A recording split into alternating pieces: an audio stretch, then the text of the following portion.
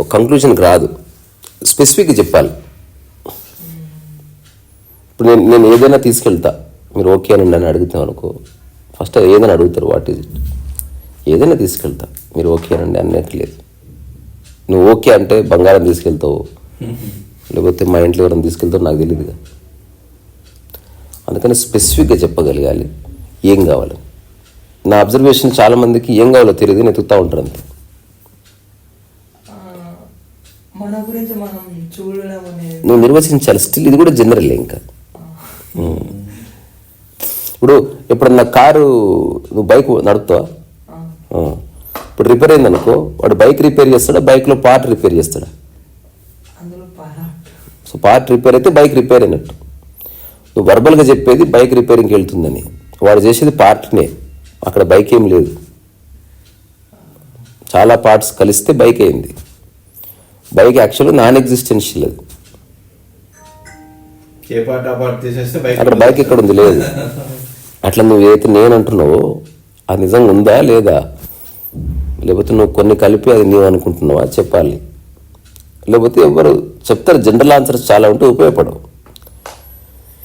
స్పెసిఫిక్గా చెప్పాలి.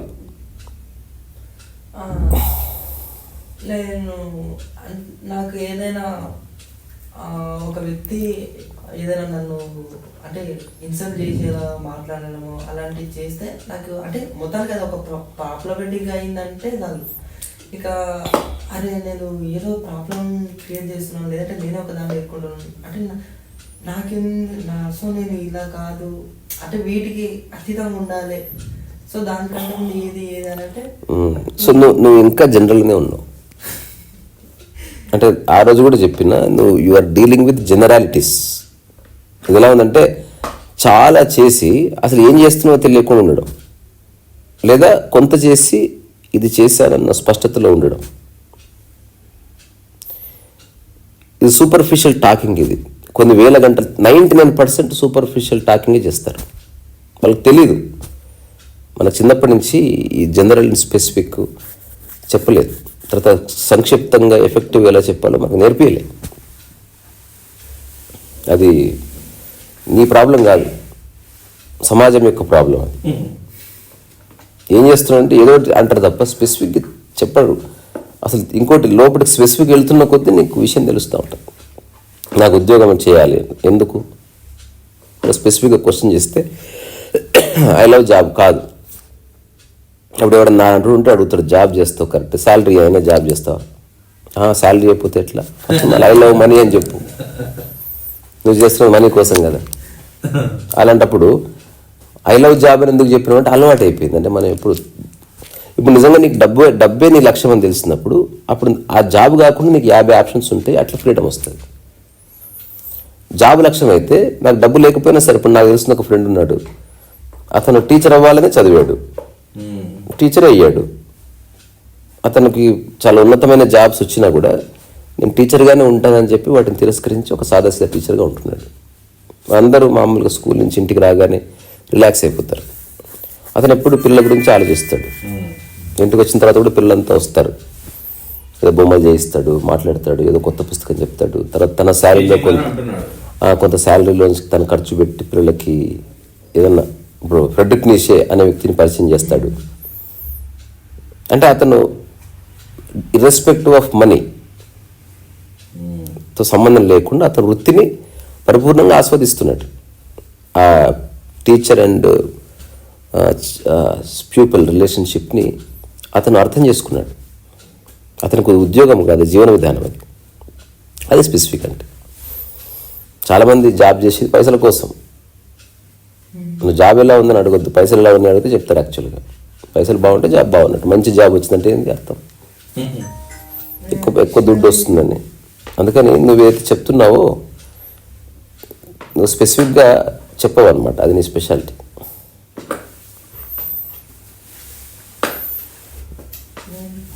అంటే నాకు వచ్చిన అడుగు. శరీరాన్ని ఎక్కువ ఉత్తేజంగా ఎలా ఉంచుకోవాలి? నిన్ననే చేసిన ఒక టాక్, శరీరాన్ని చురుగ్గా ఎలా ఉంచుకోవాలి. జస్ట్ వెజిటబుల్స్ తిను ఒక 6 నెలలు, శరీరం మంచిగా అవుతుంది, ఫుల్ యాక్టివ్ ఉంటుంది. కానీ మైండ్ బాగాలేదనుకో శరీరం ఏం చేయలేదు. ఎందుకంటే మైండ్ అంటే నథింగ్ బట్ బంచ్ ఆఫ్ థాట్సే.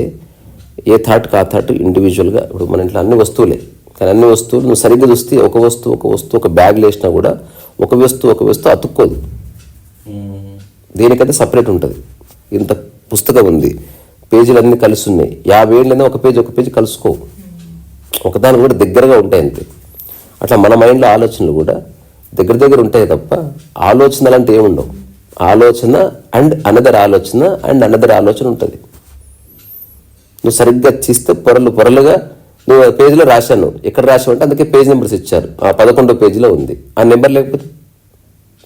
కానీ నీ మనసులో కూడా అట్లా స్పెసిఫిక్గా చూస్తే నీ ఆలోచనలన్నీ నెంబరింగ్ ఉంటాయి. నీ నెంబర్ లేవు కొన్ని వేల పేపర్లు, నీ జీవితం సరిపోయి. కానీ నేను ఎగ్జాంపుల్ చెప్తున్నా. నువ్వు అడిగింది ఏంటి అసలు? అదే శరీరాన్ని ఉత్తేజంగా ఉంచడం. నువ్వు వెజిటబుల్స్ తిను చాలు, నువ్వు వద్దనే యాక్టివ్ ఉంటుంది. కానీ శరీరం పైన ఉంది మైండ్. అంటే అన్కాన్షియస్ బీయింగ్ ఎవడుతున్నాడో అతను మైండ్ యొక్క పరిధిలోకి తన శరీరాన్ని ఉంచుతాడు. కాన్షియస్ పర్సన్కి శరీరం మనస్సు రెండు ఈక్వల్గా చూస్తాడు. అందుకని ఇప్పుడు ఉదాహరణకి నేను చిన్న ఎగ్జాంపుల్ చెప్తే నీకు అర్థమవుతుంది. ఒక వ్యక్తి భోజనం చేస్తున్నాడు, ఒక వ్యక్తి పరిగెత్తుకుంటూ వచ్చి రాములతో వచ్చిపోయింది అన్నాడు అని చెప్పి బాత్రూమ్కి వెళ్ళాడు. ఇతను వచ్చేసరికి ఏడ్చుకుంటూ ఉండి చేతులు కడిగేసుకొని అన్నంలో ఎప్పుడు అని అడిగాడు. ఇతను అడిగాడు, ఎందుకు ఏడుస్తున్నావు అని. అదే రాములతో చచ్చిపోయింది అన్నావు కదా అంటే, నేను చచ్చిపోయిందనలే, అతనికి అట్లా అనిపించింది. సో జస్ట్ ఆ ఒక్క థాట్ వల్ల ఫుడ్ తినలేకపోయాడు. ఇప్పుడు అమ్మకి యాక్సిడెంట్ అయింది అనగానే నీ హోల్ థాట్ ప్రాసెస్ అంతా మందగించి నువ్వు వీక్ అయిపోతావు.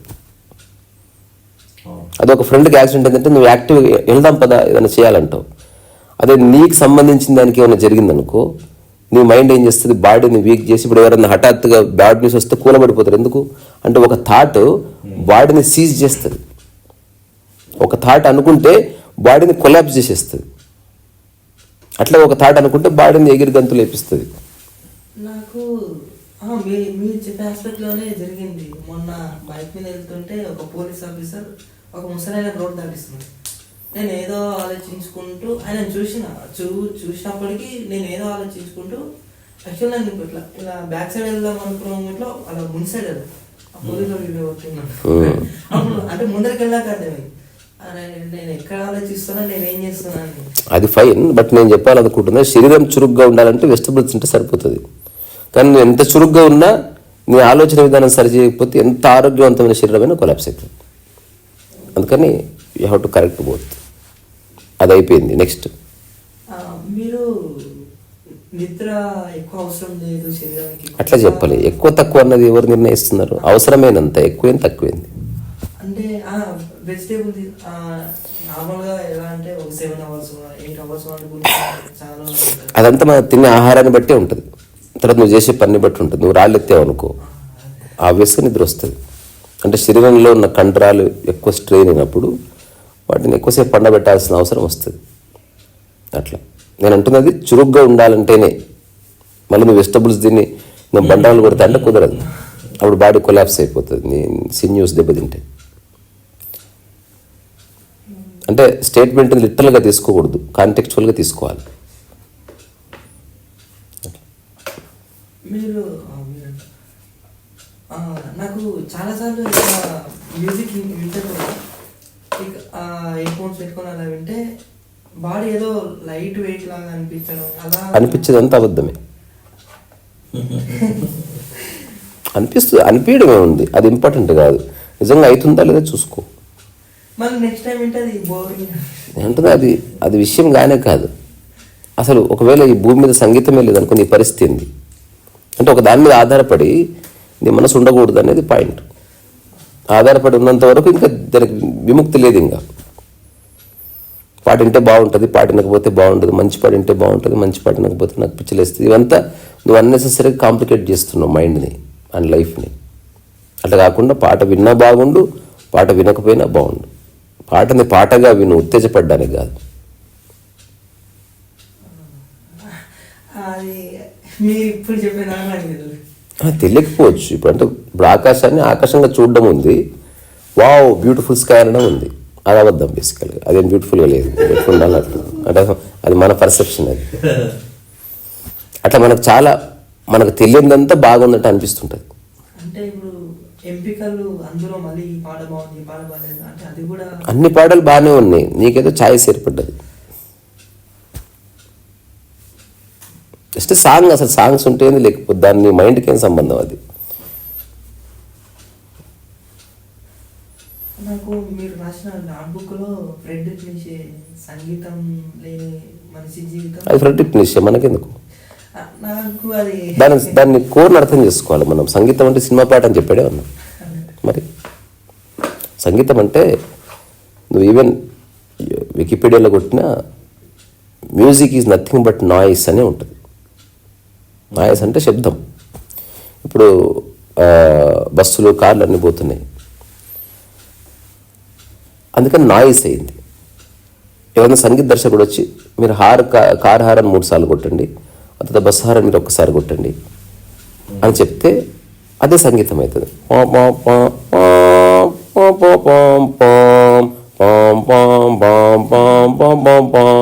అవుతుంది. అవే శబ్దాలు.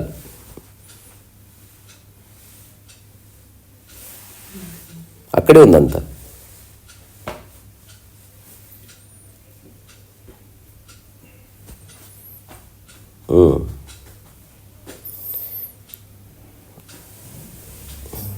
అయిపోయినాయి ప్రశ్నలు.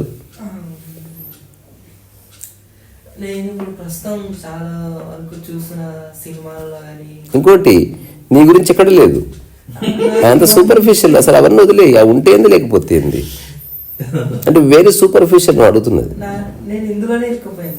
బయటికి రా, దానివల్ల ఉపయోగం లేదు. అదే అర్థం కావట్లేదు. ఇప్పుడు ఈ సినిమా ఇండస్ట్రీ నీకేమైనా పైసలు ఇస్తుందా, నీకేమైనా ఫుడ్ పెడుతుందా?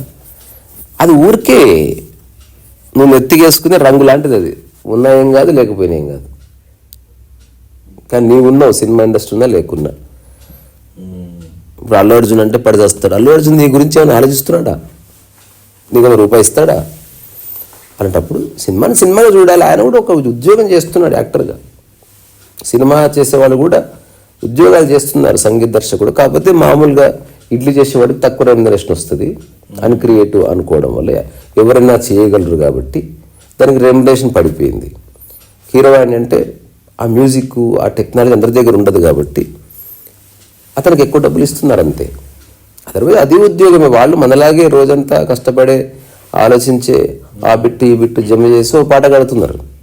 ఆ పాట కట్టిన తర్వాత 100 సార్లు వింటారు, మళ్ళీ డైరెక్టర్కి వినిపిస్తారు, వాళ్ళకి నచ్చుతుంది నచ్చదు, అట్లా మార్పులు చేర్పులు చేస్తారు. వాళ్ళ కెరియర్లు దాని మీద ఆధారపడి ఉంటాయి. పెద్ద పెద్ద హీరోలు ఉంటారు, వాళ్ళకంటే ఈగోలు ఉంటాయి. ఒక సినిమా ఫ్లాప్ అయితే అందరి కెరియర్స్ పోతాయి అట్లా. అందుకని నీకేం సంబంధం వాటితో? ఆ ఉన్నా లేకున్నా నీవు ఉన్నావు కదా, నీ గురించి ఆలోచించుకో. మనం చేసే పనిని మళ్ళీ దాన్ని కొత్తగా ఎందుకు చూడాలి? ఎందుకు వై? ఇదంతా నువ్వు సూపర్ఫిషియలే. అంటే నువ్వు అడిగావని నేను విమర్శిస్తలేను. ఇంకా ఆ తలుపు దగ్గరికి ఇంకా కొంచెం ఇది మూలం ఇంకా తగలే. It will take time. పైన నేను ప్రకృతిని అర్థం చేసుకోవాలని ఆకులను చూస్తూనే ఎంజాయ్ చేస్తున్నావు అంతే. మళ్ళీ ఆకులు చూస్తూనే ఎంజాయ్ చేస్తున్నావు. 50 ఏళ్ళు అయిపోయింది. పై అవి రూట్ని చూడాలి. నీకేం కావాలి అసలు? ప్రపంచంలో ఇంతమంది, వాళ్ళకి నచ్చిందేదో వాళ్ళు చేస్తున్నారు. నువ్వేం చేయాలనుకుంటున్నావు, ఎందుకు చేయాలనుకుంటున్నావు, నీ మనసులో ప్రశ్నలు ఎట్లా పోతాయి అనేది నువ్వు తెలుసుకోవాలి కదా. నీ జీవిత పరమార్థం అంటూ ఒకటి ఉంటే అది నువ్వు డిస్కవర్ చేయాలి. అవన్నీ సూపర్ఫిషియల్ విషయాలు. Super star Krishna leather jacket వేసుకున్నాడు, నాకు నచ్చింది, సో వాట్, అది ఆయన వృత్తి ధర్మంలో ఏదో చేస్తున్నాడు. సో కొన్ని మంచి మంచి పుస్తకాలు చదవడం వల్ల కొంత తెలుస్తుంది, లైఫ్ని చాలా సూపర్ఫిషియల్గా చూసేవాళ్ళు చాలామంది ఉంటారు. ఇది వాళ్ళకి తెలియదు, అది వాళ్ళ తప్పు కాదు, తెలియదు. టైం అట్లా గడిచిపోతూ ఉంటుంది సినిమాల్లో, గాసిప్స్లో, రోడ్ల మీద తిరుగుతూ వేరే వాళ్ళ గురించే మాట్లాడుతూ అది మంచిది ఇది చెడ్డదని జడ్జ్ చేస్తూ పోలుస్తూ చివరికి అసలు వ్యక్తిగతంగా నువ్వేం తెలుసుకున్నావు అంటే శూన్యం.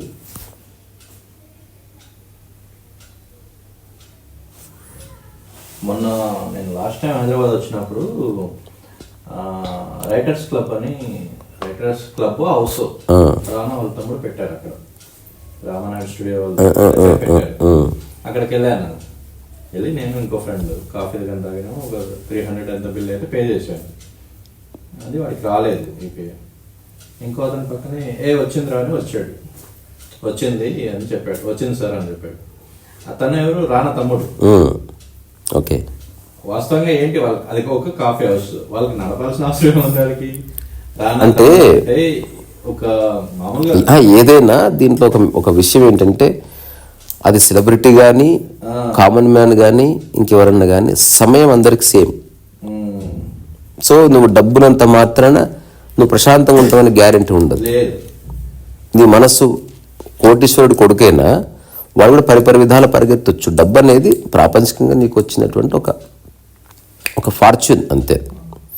కానీ అండర్స్టాండింగ్ అనేది నీ అవగాహన నీవు తెచ్చుకుంటేనే వస్తుంది. డబ్బు మీ ఆయన సంపాదిస్తే నీకు వస్తుంది, ఎవరో సినిమా తీస్తే నెట్ఫ్లిక్స్లోకి వస్తుంది.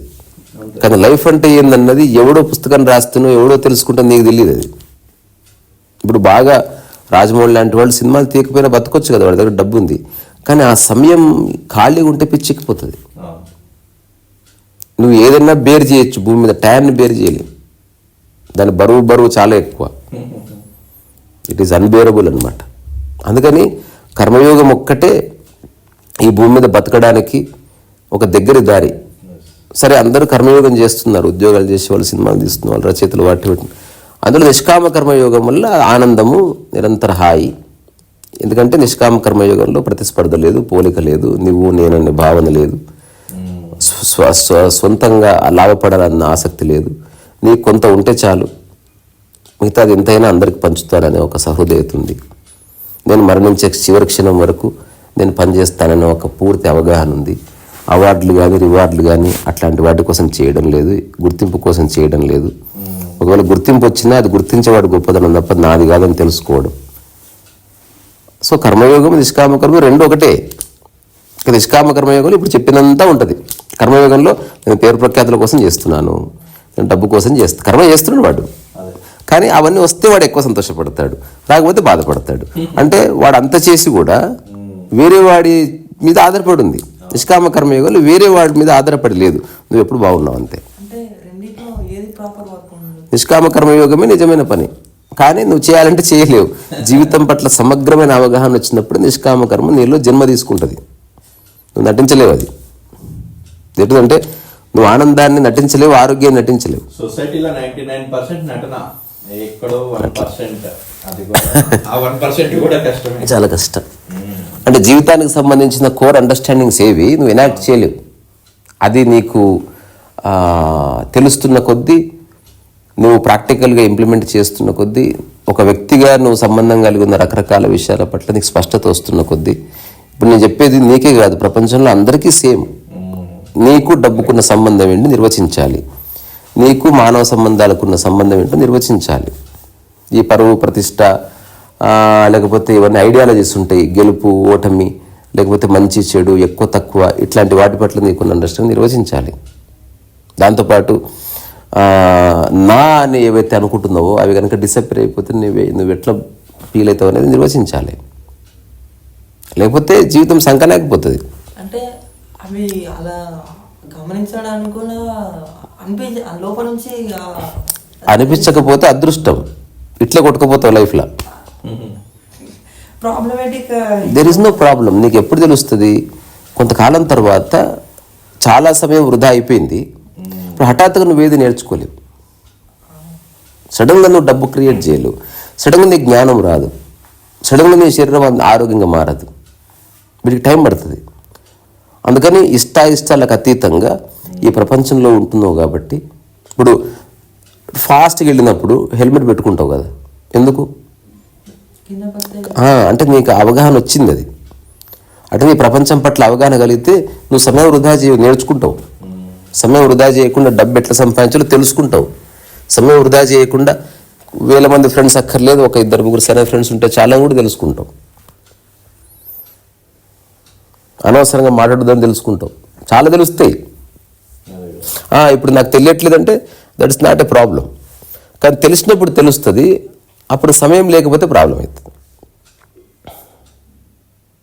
ఇది ఎలా ఉంటుందంటే, నాకు తెలిసిన ఒక ఫ్రెండ్, ఆ ఫ్రెండ్ జాబితాలో నేను కూడా ఉండేవాడిని ఒకప్పుడు. అదేంటంటే సినిమా తీయాలి.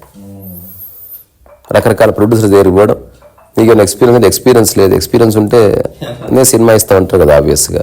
ఇంకొక రకమైన నెగిటివ్ భావన, అంతేరా కొడుకులు వాళ్ళే చేసుకుంటారు. ఇంకా పేపర్లు వస్తుంది కదా, అగో రామనాయుడు కొడుకు మనవాడు, అంతా వాళ్ళే మనకి ఏడిస్తారు, అంత వేస్ట్ కొడుకులు అంతా సిండికేట్ అయ్యారు. ఇలా ఉండగా ఒకరోజు ఒక ఆయన, నేను ప్రొడ్యూస్ చేస్తా, కథ చెప్పు అన్నాడు. అసలు వాడి జీవితంలో కథ రాయనలేదు, ఆలోచించలే. వాడు అంతసేపు ప్రొడ్యూసర్ని వెతికాడు తప్ప, ఇప్పుడు ప్రొడ్యూసర్ దొరికాడు, వీడు కథ రాయడం రాదు.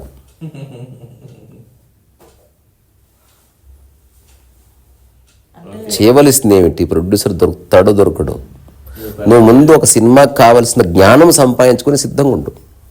సర్వసంసిద్ధత అత్యంత కీలకం. ఇప్పుడు ఒలింపిక్లో పథకం గెలిచేవాడు బాణం వేసి, వాడు ఒలింపిక్ కంటే ముందు 4 సంవత్సరాల నుంచి రోజు బాణాలు వేస్తూనే ఉన్నాడు. అదే బాణం ఒలింపిక్లో పడితే పథకం వస్తుంది, అంతే. That's all. ఒలింపిక్ 2 రోజుల ముందు ఆడితే అంటే కుదరదు. రిగరస్ ట్రైనింగ్ ఉంటుంది అసలు.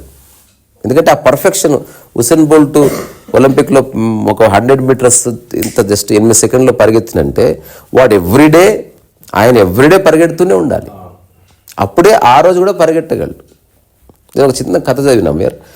ఆ కథలు అంటే చిన్నగా ఉంటుంది కానీ ఎంత శక్తివంతమైన మెసేజ్ ఉంటుంది. ఇప్పుడు నేను చెప్పేది నాకు అర్థమైంది, కానీ అదే కథ చెప్తే మిగతా వాళ్ళకి అంత స్పందన లేకపోవచ్చు. ఎందుకంటే వాళ్ళ మానసిక స్థితిని బట్టి టచ్ అవుతుంది. లావోత్సు లాంటి ఒక మంచి మనసున్న వాడికి జీవితం అర్థం చేసుకోవాలంటే ఏ ధ్యానం అక్కర్లేదు, పుస్తకాలు అక్కర్లేదు, గురువు అక్కర్లే. ఇట్లా కూర్చున్నాడంట. కూర్చుంటే ఒక చెట్టును చూస్తున్నాడు. హఠాత్తుగా ఒక చెట్టు రాలి కింద పడ్డది. తనకు లైఫ్ అర్థమైపోయింది, అంతే. ఆ తర్వాత తావు తేచింగ్ రాశాడు. ఇంకా సంశయమే లేదంటే లైఫ్ అంటే ఏంటంటే అట్లా ఆకు రాలిపోయినట్టు, అట్లా ఎప్పుడన్నా ఈ భూమి మీద ఎట్లా రాలిపోవచ్చు. కానీ ఆకు ఎక్కడ బాధపడట్లే, ఏదో అర్థమైంది తనకి. మిగతా వాళ్ళందరికీ ఆకులు రాలిపోయినాయి, ముచ్చడు ఆకులు రాలిపోతుంటే చూసినాం ఆకులు, కానీ రావచ్చుకు అర్థమైంది సంథింగ్. స్టోరీ ఏమిట్రా అంటే, ఒక 100 years ఓల్డ్ మ్యాన్ హఠాత్తుగా వైరల్ అవుతాడు. కారణం ఏంటి అంటే ఇంటర్వ్యూలు ఎవరెవరు వచ్చి అడుగుతాడు. ఏం చేశాడు అతనంటే, ఆ 100 సంవత్సరాల వయసులో ఒకసారి గట్టిగా ఎగిరి కేకలేసి తన తలను తీసి మోకాలు కానిస్తాడు. At the age of 100. 70కే బేరింగ్లు అరిగిపోయి ఆ గోడ పట్టుకొని నడుస్తూ ఉంటాడు. అట్లాంటి 100 సంవత్సరాల వయసులో తన తలని మోకాళ్ళు కానించి అట్లే ఉండిపోతాడు అనమాట. మళ్ళీ ఫుల్ హ్యాపీగా. సో ఇంటర్వ్యూ వచ్చిన వాళ్ళు అడుగుతారు, ఈ వయసులో ఎట్లా అరిచారు అంటే, ఇది మామూలు ప్రశ్నే కదా. ఇప్పుడు ఎవరెస్ట్ ఎట్లా ఎక్కారు, అసలు సెంచరీ ఎట్లా కొట్టారు, డబ్బు ఎట్లా సంపాదించారు, ఇంతకాలమైన ఆరోగ్యం ఎట్లున్నారు అని అడుగుతాం మనం. దాని అన్నిటికీ ఆన్సర్ ఒకటే ఆన్సర్ ఏంది, నేను నా 16వ ఏట నుంచి రోజు ఆనిస్తున్నాను, అంతే. That is the answer. నేను ఈరోజు ఆనియలే, 100 సంవత్సరాలు ఆనియలే, ప్రతిరోజు ఆనిస్తున్నాను. అంతెందుకు, మీరు శివానంద అని రీసెంట్గానే ఆయన కాలం చేశారు, యోగానంద 106 సంవత్సరాలు బతికారు సంపూర్ణ ఆరోగ్యంతో, అంటే ఫుల్ హెల్దీగా. అంటే 106వ సంవత్సరం కూడా ఆయన ఉన్నారు చక్కగా మాట్లాడుతూ, అట్లా కూర్చొని హాయిగా అట్లా చచ్చిపోయారు అంతే. అంటే ఆ బాడీకి టైం అయిపోయింది, డ్రాప్ అయిపోయింది. ఇప్పుడు ఆయన హఠాత్తుగా at the age of 97, 98 famous అయ్యిండు. ఎందుకు ఫేమస్ అయ్యిండు? ఒక పెద్ద గోడ మీద నుంచి చిన్న గోచి పెట్టుకొని అట్లా ఎగిరి ఒక నదిలో బావిలో పట్టి డైవ్ వేసిండు అనమాట. దేశ్ ఆఫ్ 97 అని టైప్ వేసి ఇట్లా ఈత కొట్టాడు ఇట్లా. ఇది ఎవరిని ఆకర్షించింది? ఒక చాలా ఫేమస్ అయిన ఒక గురువుని ఆకర్షించింది. అది ఎవరితను 97 ఇయర్స్కి ఆ గోడెక్కడం ఏంది, కెవ్వన కేక్ వేయడం ఏంది, నీళ్ళలోకి డైఫ్ వేయడం ఏంది, నీళ్ళతో ఆడుకోవడం ఏంది, అది హఠాత్తుగా జరగదు. అది చిన్నపిల్లవాడు ఆడుకోవడం హఠాత్తుగా జరుగుతుంది. ఒక 100 సంవత్సరాల వాడు పల్టేసిందంటే ఆ పల్టి వెనుక 100 ఏళ్ళ ఎక్స్పీరియన్స్ ఉంటుంది.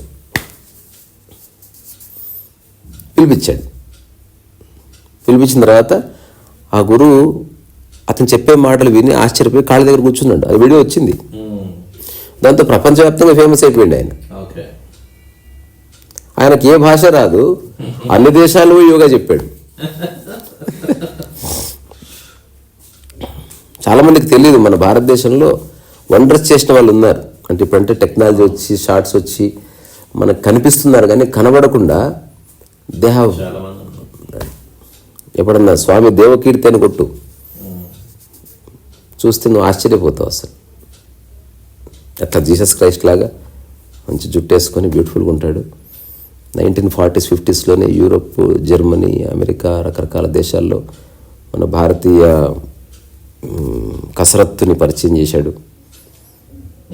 105-106 సంవత్సరాలు బతికాడు. స్వామి దేవమూర్తి అతని పేరు. చూపిస్తా ఫోటో. ఆయన ఎప్పుడు ఒక వెన్నుపూస బొమ్మ పట్టుకొని తిరిగేవాడు. రీసెంట్గా నేను ఎప్పుడో పాత కథ కాదు, వెన్నుపూస బొమ్మ. ఆయన దాదాపు 80-90 సంవత్సరాలు యోగా ఎక్స్పీరియన్స్ ఉంది. 80-90 సంవత్సరాలు. ఇప్పుడు ఎక్స్పీరియన్స్ అంటే ఏంటి చెప్పు? చేస్తూ తన శారీరక ఏదైనా ఇప్పుడు ఎక్స్పీరియన్స్ ఉన్న వ్యక్తి దగ్గరికి ఎందుకు వెళ్తాం మనం? కాదు భయ్, అది ఓకే. ఎక్స్పీరియన్స్ ఉన్న వ్యక్తి దగ్గరికి వెళ్తే సింపుల్గా చెప్తారు చిట్కా. ఎక్స్పీరియన్స్ లేనప్పుడు కష్టంగా చేస్తాడు ఏదైనా. చాలా ఎక్స్పీరియన్స్ డాక్టర్ అంటే ఇట్లా చేస్తాడు ఆపరేషన్ అని, అంటే అట్లా అంటే హార్డ్ వర్క్ ఉండదు. సో అతను ఆ 90 సంవత్సరాల ఎక్స్పీరియన్స్ ఉంది కదా యోగాలో. అసలు 90 ఏళ్ళు బతకడమే ఎక్కువ, కానీ నాకు 2 సంవత్సరాలు యోగా ఎక్స్పీరియన్స్ ఉంది. ఆయన ఒక పుర్రెని పట్టుకొని తిరిగేవాడు. ఇట్లా పుర్రె ఉంటుంది, దాని వెన్నుపూస ఉంటుంది, దాని కింద అనుత్రేక ఉంటుంది. ఆయన దాన్ని చూపిస్తూ యోగా చేయించేవాడు అనమాట. మీరు సంపూర్ణ ఆరోగ్యం ఉండాలంటే మా అంత కష్టపడక్కర్లేదని చెప్పాడు. సింప్లిఫైడ్. ఈ 3-4 పనులు చేయమన్నాడు. ఈ 4 పదార్థాలు తినొద్దు అన్నాడు. ఐసాకారు you will be all right అన్నాడు. That is experience. అంటే ఇప్పుడు ఉన్న యోగాశ్రమాల్లో ఏదైతే చేస్తున్నారో అదంతా అవసరం లేదని చెప్తున్నాడు ఆయన. ఇది నువ్వు లైఫ్ అంతా చేయొచ్చు.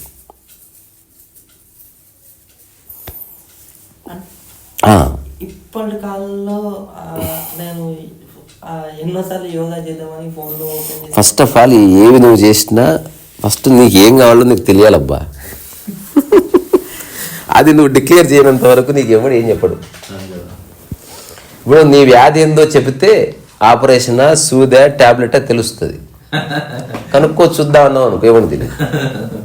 అందుకని ఇప్పటి వరకు నువ్వు స్పెసిఫిక్గా లాస్ట్ టైం కానీ ఇప్పుడు కానీ నీవంటే ఏమిటో నువ్వు అసలు చెప్పనేలే. నీకేం కావాలో నువ్వు చెప్పనే లేదు. జనరాలిటీస్లో కొట్టుకోబోతున్నావు అనమాట. అంటే సినిమా అంటున్నావు, వాడు అంటున్నావు, వీడు అంటున్నావు.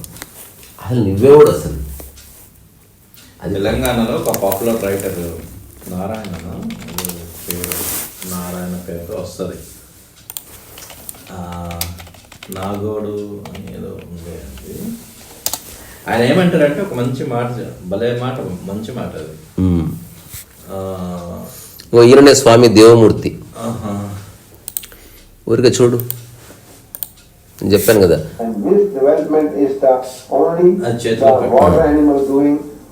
ఒక పుర్రే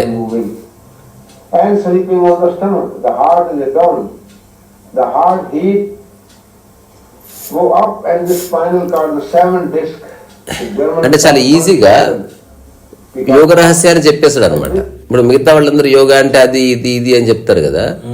స్వామి దేవమూర్తిగో ఇక్కడ చూడు. ఇది నేను ఎప్పుడు చాలా ఏళ్ల క్రితం నేను చూసిన ఇతను ఎక్కడో నేను చదివాను.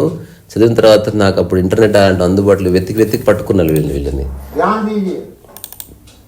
చూసినావా అసలు ఈ సమాజంలో ఎవడన్నా పుర్రెగిర పట్టుకుని ఆయన ఏంటంటే మాటలు అనవసరం, జస్ట్ నీకు ఇలా రోజు చెయ్యి 5 నిమిషాలు, your body will be all right అని చెప్పేస్తున్నాడు. కానీ మనిషి నమ్మదు కదా. ఇప్పుడు నేను ఆయన ఏ రోజు చెప్పిండో ఆ రోజు నుంచి రోజుకి ఎవ్రీడే చేస్తున్నాను. 2-3 నిమిషాలే నా యోగా. నాకు ఎక్కువ టైం అంటే 10 నిమిషాలు చేస్తా. నేను మీతో మాట్లాడుతూ కూడా నా యోగ భంగిమలే ఉంటాయి నాకు సరిగ్గా చూస్తే. ఆల్వేస్ యోగా, అప్పుడప్పుడు ఆ ఎక్స్ప్రెషన్ యోగా అంతే. ఇప్పుడు ఇది దేవమూర్తి కదా, ఇది ఇప్పుడు ఈయన వయసులో ఉన్నప్పుడు చూడు అసలు ఎట్లుంటాడు, అది కూడా చూసేస్తే ఓ పని అయిపోతుంది. Hmm. 1959 జర్మనీ. ఓకే, ఇప్పుడు కూడా కాదు. ఇప్పుడు కాదు. తనేనా? ఎట్లున్నాడు అసలు? మామూలుగా అంత బ్యూటిఫుల్ ఉన్నాడు అసలు. అసలు శరీరం అసలు అసలు ఏమంటారు, ఒక యోధుడు ఎట్లుంటాడు, సహజంగా పెరిగిన శరీరం.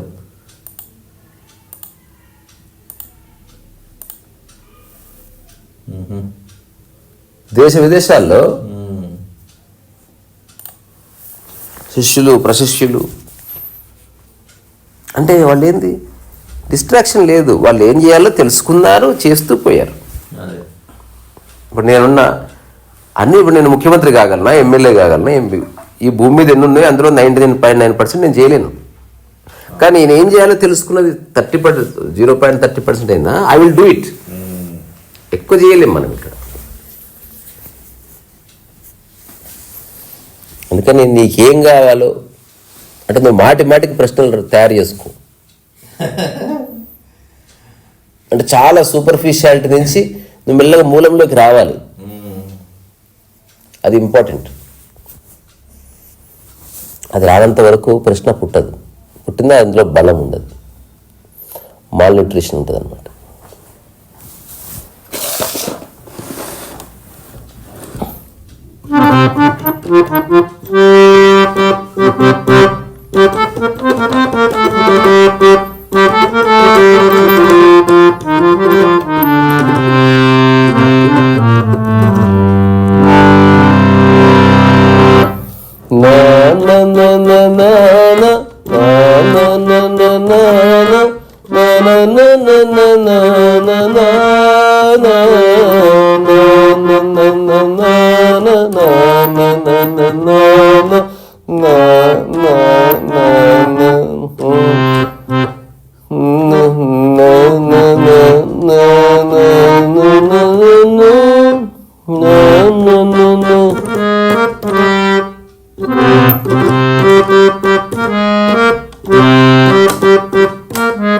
పట్టుకుందా ఎంత బస్సులో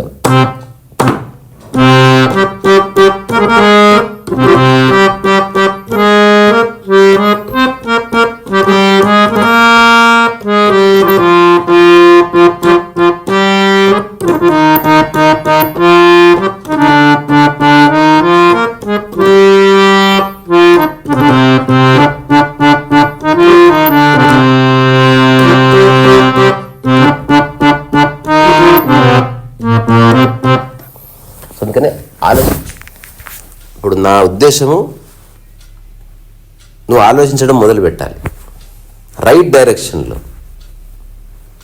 నీకు ఏజ్ ఉందనుకుంటున్నావు, ఆ ఏజ్ కొంతకాలం తర్వాత పోతుంది.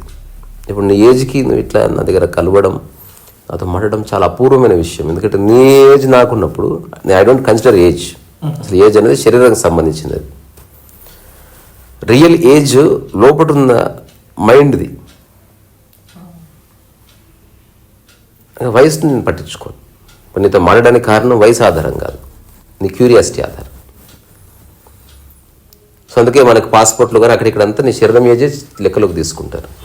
మా అబ్బాయికి వయసు వచ్చిందని శరీరానికి వచ్చిందని మరి మనసుకి, వాడు చేసే పనులన్నీ మనసువి, కానీ మనసు ఏజ్ లెక్కలోకి తీసుకోవట్లే. ఇది మామూలు మ్యాజిక్ కాదు అసలు. శరీరం అసలు ఏ పని చేయదు, కానీ దాన్ని ఏపుగా పెరిగితే దానికి ఏదో వచ్చింది అనుకోండి. కానీ ఆ ఏపుగా పెరిగిన శరీరం వెనుక మనస్సు, దానికి సరిగ్గా అండర్స్టాండింగ్ లేకపోతే ఈ శరీరంతో చాలా తప్పులు చేస్తుంది. శరీరానికి తినాలని ఉండదు, ఎటుక మైండ్ కోరుకుంటుంది, అందుకని శరీరం తింటుంది. దెబ్బలు ఎవరికి పడే శరీరానికి పడి. అందుకే మానసికంగా స్పష్టత వస్తే శరీరం ఆటోమేటిక్గా సెట్ అయిపోతుంది. అందుకని శరీరంతో ఏమీ చేయని అవసరం లేదు, శరీరం నిర్దోషి. ఇది ఏ పుస్తకం లేదు, నేను మాటి మాటికి చెప్తాను. రియల్ ఎన్లైటన్మెంట్ దేవుని కంటే శరీరం ఆస్వాదించడానికే, మనసు కోసం కాదు. మనసు పక్కకు జరుగుతుంది. ఆహారం ఏ దినాల్లో మైండ్ తెలుసుకుంటే శరీరం మెల్లగా ఆరోగ్యంగా మారిపోతూ ఉంటుంది. కానీ ఈ టేస్ట్ పరంగా ఎక్కువ అదే అంటున్నా. అందుకే మనస్సు తెలుసుకుంటే తప్ప శరీరానికి ఏం తెలుసు? అది నువ్వు అది ఏది పెడితే తింటుంది. పడకపోతే కొంచెం కడుపు నొప్పి లేసి అటు ఇటు దొరుకుతుంది. వాటి నుంచి ఇలా దానికి అవగాహన కావాలి. అవగాహన అంటే అదే కదా, knowing what is right, knowing what is the right path, knowing what to do and what not to do అన్నది చాలా ఇంపార్టెంట్ ఈ ప్రపంచంలో. ప్రకృతిలో ఒకవేళ నువ్వు పుట్టింటే ఈ ఎడ్యుకేషన్, ఈ డబ్బు ఇవన్నీ లేవనుకో, సెలబ్రిటీ ఆది మానవుడే, నువ్వు ఆది మానవుడే. ప్రపంచంలోనే వాళ్ళు గొప్పగాను, నువ్వు మామూలుగాను, ఒక డబ్బున్నవాడు గాను, ఒకడు బీదవాడు గాను, ఒకడు అందగాడు గాను, ఒకడు అట్లా కనిపిస్తున్నారు. యు రియల్లీ సీ లోపల అందరూ ఒకటే.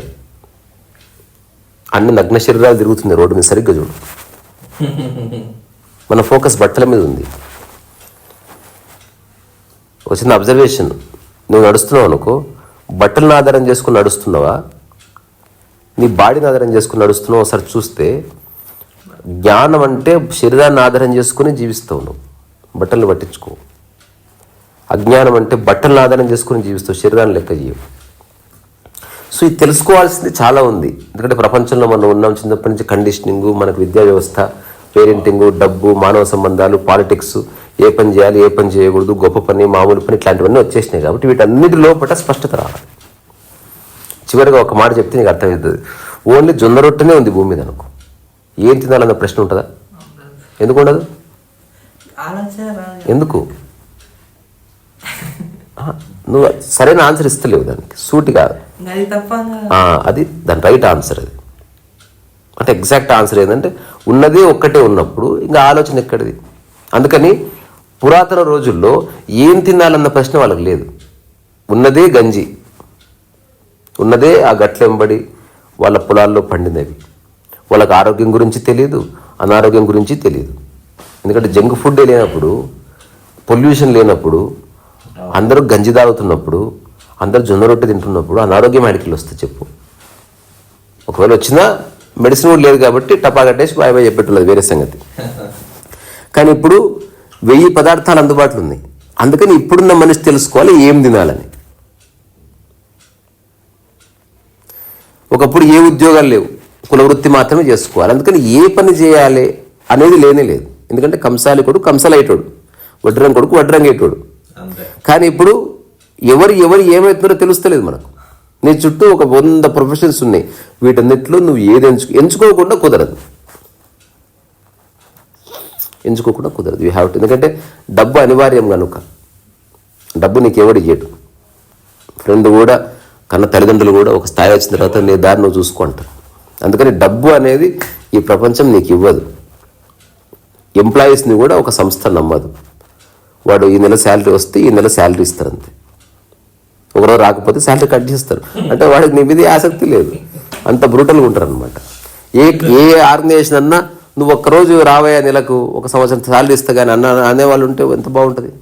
నువ్వు ఏదైనా రోజు రావాలి, పంక్చువల్గా రావాలి, మంచి బట్టలు వేసుకోవాలి, మంచిగా పని చేయాలి. అప్పుడు నీకు నవ్వుకుంటా దిస్ ఈజ్ యువర్ శాలరీ అంటున్నారు. అంటే నువ్వు నానా ఇబ్బందులు పడితే అప్పుడు శాలరీ వస్తుంది. సో ఇన్ని పనుల్లో ఏ పని చేయాలి స్పష్టతలోకి రా. ఇన్ని తిండ్లలో ఏమి తింటే నీకు బాగుంటావు స్పష్టతలోకి రా. నువ్వేం తెలుసుకోవాలన్నావు కదా, ఇది సినిమాల్లో తెలుసుకున్నావు. ఇన్ని సినిమాల్లో ఏ సినిమాలో ఐడియా వచ్చింది నీకు ఇప్పుడు. అట్లా ఇన్ని బట్టలు, లంగా జాకెట్ కూడా ఉంది, ఎందుకు వేసుకుంటలేవు అంటే అవి వేసుకోవద్దని తెలిసింది ఎక్కడో చోట. అంతే. ఏం తెలుసుకోవాలంటే నువ్వు ఏ అంశాన్ని ముట్టుకుంటున్నావో అందులో ఏది నువ్వు జీవితకాలం కొనసాగిస్తావని తెలుసుకోవడానికి నువ్వు జన్మ తీసుకున్నావు. ఇన్ని పుస్తకాలు ఏది చదవాలో తెలుసుకో. ఇన్ని బైకుల్లో ఏదో బైక్ కొనే ఉంటావు కదా, అదే ఎందుకు కొనాలో తెలుసుకొని కొన్నావా, గాలివాటతో కొన్నావా చెక్ చేసుకో. ఇది ఫస్ట్ లేయర్ మాత్రమే. దీని తర్వాత రియల్ మ్యాజిక్ స్టార్ట్ అవుతుంది. దాన్ని ఏవిగా మార్చుకుంటున్నావా, అజ్ఞానంలో తీసుకున్నావా, సందర్భం లేక తీసుకున్నావా, ఎట్లా అన్నది అట్లా అది కథ. చూడు, ఆలోచించు.